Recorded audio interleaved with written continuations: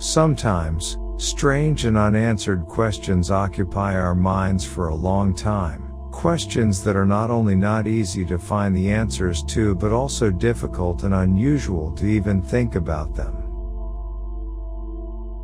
For example, if there is a God, why and how did He create our world? What is the extent of His existence, and where exactly is He located? Where were we before creation, and what are we doing here now?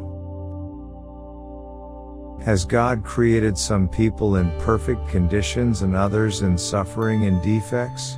What is the world? The images that we see in a vague and mysterious way since we were born. None of us know exactly how to live and what to do with this strange world. Because we have only one chance. In this channel, we seek to discover the secrets. Hidden secrets that few people talk about in everyday life. Subscribe to us and press the bell icon.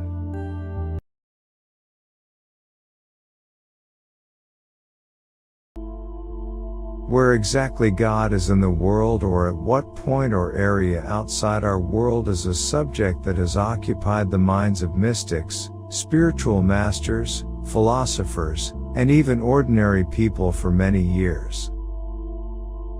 It is said that one of the first people who seriously thought about these questions was Pythagoras. What is the relationship between God as the creator and our world, and also with ourselves as creatures? Where is God defined in this creation? These were the questions that Pythagoras asked. After him, Hindu thinkers and mystics and later Islamic mystics and philosophers were the ones who came to an answer to these questions. Unity of existence. But what is the unity of existence, and how does it describe God's relationship with the world of creation? Pythagoras, who tended to see the world in the form of numbers and mathematics, is one of the founders of the theory of unity. According to him, the basis of the world numbers, and according to his belief, numbers originate from the number 1. He believed that although there are countless things in the world, everything in the universe ultimately ends in a duality. The duality of even and odd. Men and women. But behind this duality is the mysterious number 1. A number that represents the main creator and designer of the world. Pythagoras respected the oneness and unity in the world more than anything else and considered everything united in different forms of a single force. In the school of yoga, which is one of the Hindu rituals, the goal of humans in this life is to connect with the main soul and the source of total energy. In such a way that not only humans but also animals and plants must ultimately be connected to the source of total energy, or the Brahman soul. From their point of view, everything in this world and everything except Brahma is a mirage and is one of the deceptive forms of the world. But what do Abrahamic religions say about the unity of existence? Mystics and spiritual masters in Islam have reached interesting results with regard to some verses of the Quran. It is stated in the Quran, "He is the first and the last, the manifest and the hidden."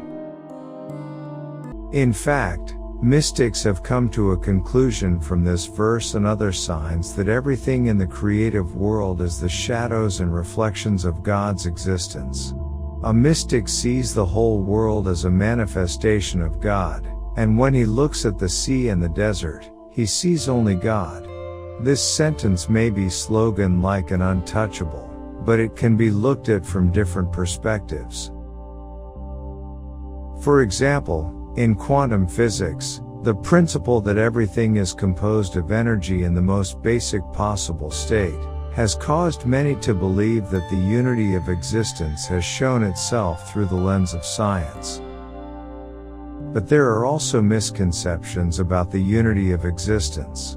One of the misconceptions is that some people believe that, based on this theory, God permeates everything like a spirit and energy. In humans, plants and animals, and things. But this is an obvious mistake. Because according to this theory, There is nothing except God that God wants to penetrate. Everything that exists is a part of Him. Another wrong belief that can be seen in many new mysticisms is belief in pantheism. Some people think that humans are God and are partners with the absolute existence of God.